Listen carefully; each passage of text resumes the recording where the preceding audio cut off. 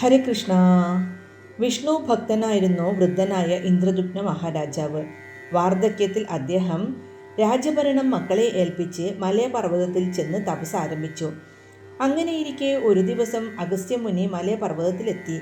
ധ്യാനത്തിൽ മുഴുകിയിരുന്ന ഇന്ദ്രദുമ്നൻ മുനി എത്തിയത് അറിഞ്ഞില്ല. മുനി കോപിച്ചു. നമ്മെ അനാദരിച്ച ഇന്ദ്രദുമ്നൻ ഒരു ആനയായി മാറട്ടെ. മുനി മഹാരാജാവിനെ ശപിച്ചു. ഇത് കേട്ട രാജാവ് മുനിയോട് മാപ്പപേക്ഷിച്ചു. പക്ഷേ ശാപം പിൻവലിക്കാനാകില്ലല്ലോ.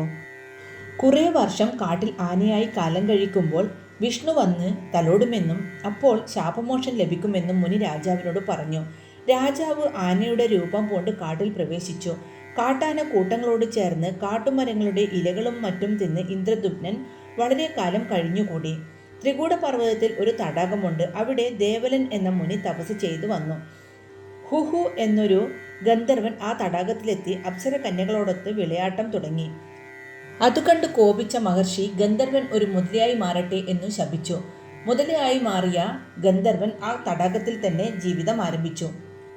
ഒരു ദിവസം ആനയായി തീർന്ന ഇന്ദ്രദുമ്നൻ ആ തടാകത്തിൽ വെള്ളം കുടിക്കാനെത്തി.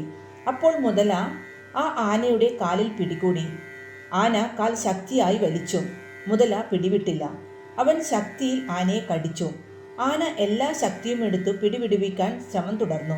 പക്ഷേ ആനയ്ക്ക് മുതലയുടെ ശക്തിയെ ജയിക്കാൻ കഴിഞ്ഞില്ല. മുതലയ്ക്കാണെങ്കിൽ ആനയെ കീഴ്പ്പെടുത്താനും കഴിഞ്ഞില്ല. മുതലയുടെ പല്ലിൽ കോർത്തിരിക്കുന്ന കാൽ വലിച്ചെടുക്കുമ്പോൾ ആന വേദന കൊണ്ട് പുളഞ്ഞു.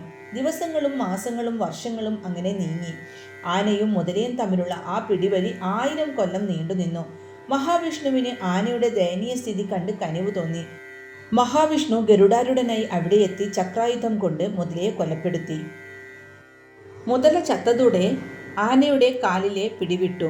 ആന ഇന്ദ്രദുമ്നനായി മാറി. വിഷ്ണു ഇന്ദ്രദുമ്ന മഹാരാജാവിനെ വൈകുണ്ഠത്തിലേക്ക് കൊണ്ടുപോയി. ഹരേ കൃഷ്ണ.